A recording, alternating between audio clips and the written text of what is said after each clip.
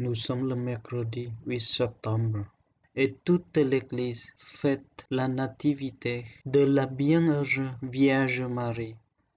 Avec Jésus et Jean-Baptiste, Marie est l'une des 3 personnes dont la liturgie fait la naissance.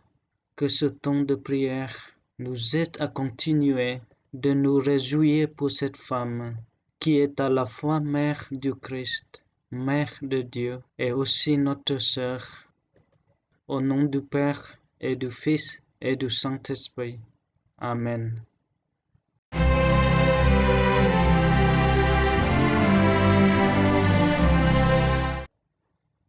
Lecture du livre de Michée. Ainsi parle le Seigneur. Toi, Bethléem Ephrata, le plus petit des clans de Juda, c'est de toi que sortira pour moi celui qui doit gouverner Israël. Ses origines remontent aux temps anciens, aux jours d'autrefois. Mais Dieu livrera son peuple jusqu'au jour où enfantera celle qui doit enfanter, et ceux de ses frères qui resteront rejoindront les fils d'Israël. Il se dressera, et il sera le berger par la puissance du Seigneur, par la majesté du nom du Seigneur, son Dieu.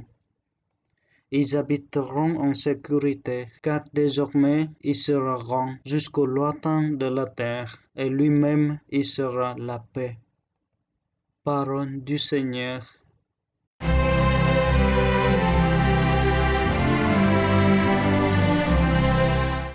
J'exulterai de joie en Dieu, mon Seigneur. Moi, je pense appuyer sur ton amour.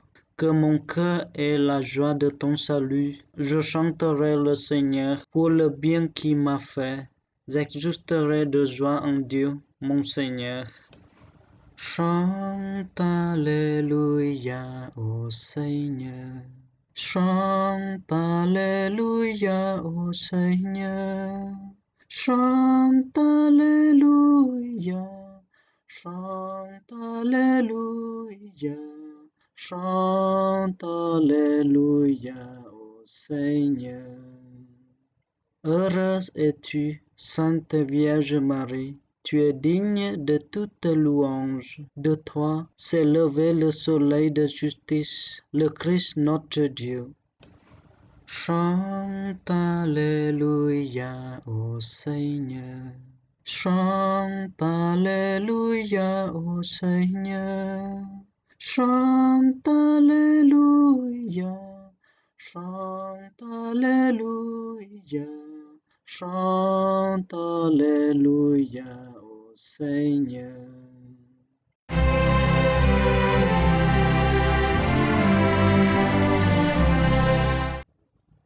Évangile de Jésus-Christ selon saint Matthieu. Voici comment fut engendré Jésus-Christ. Marie, sa mère, avait été accordée en mariage à Joseph. Avant qu'ils aient habité ensemble, elle fut enceinte par l'action de l'Esprit Saint. Joseph, son époux, qui était un homme juste et ne voulait pas la dénoncer publiquement, décida de la renvoyer en secret. Comme il avait formé ce projet, voici que l'ange du Seigneur lui apparut en songe et lui dit: Joseph, fils de David, ne craigne pas de prendre chez toi Marie, ton épouse, puisque l'enfant qui est engendré en elle vient de l'Esprit Saint. Elle enfantera un fils, et tu lui donneras le nom de Jésus, c'est-à-dire le Seigneur sauve. Car c'est lui qui sauvera son peuple de ses péchés. Tout cela est arrivé pour que soit accomplie la parole du Seigneur prononcée par le prophète. Voici que la Vierge concevra et elle enfantera un fils. On lui donnera le nom d'Emmanuel, qui se traduit Dieu avec nous.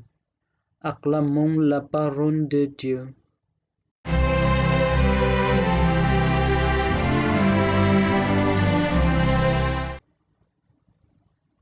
Dans la première lecture, le prophète Michée nous invite à tourner nos regards vers Bethléem, une petite ville. dans le plus petit clan de la tribu de Juda. Je m'imagine un petit village, sans rien de particulier, quelques maisons, un puits. Et pourtant, c'est de là que naît le Seigneur tant attendu. Michée souligne alors que le peuple sera libre jusqu'à ce que naissent ceux qui doivent enfanter. En regardant le monde, mon pays, ma vie, qu'est-ce qui me semble en attente? Encore enchaîné ou éloigné de la vie. Dans un dernier verset, Michée décrit celui qui sera enfanté, un berger puissant et majestueux, assurant la sécurité. Lui-même y sera la paix. Je confie au Christ, l'enfant de la Vierge Marie, ces situations qui attendent sa paix, sa puissante bienveillance. À la fin de cette prière, je m'adresse à Marie, puis à Jésus, ou à Jésus directement. Je partage ces lieux d'attente que j'ai pu contempler. À quelle fécondité suis-je appelé au service de ce berger qui apporte la paix? Prends, Seigneur, et reçois toute ma liberté, ma mémoire, mon intelligence et toute ma volonté. Tout ce que j'ai et possède, c'est toi qui me l'as donné. À toi, Seigneur, je le rends. Tout est à toi. Dispose-en selon ton entière volonté. Donne-moi ton amour et ta grâce. C'est assez pour moi. Amen.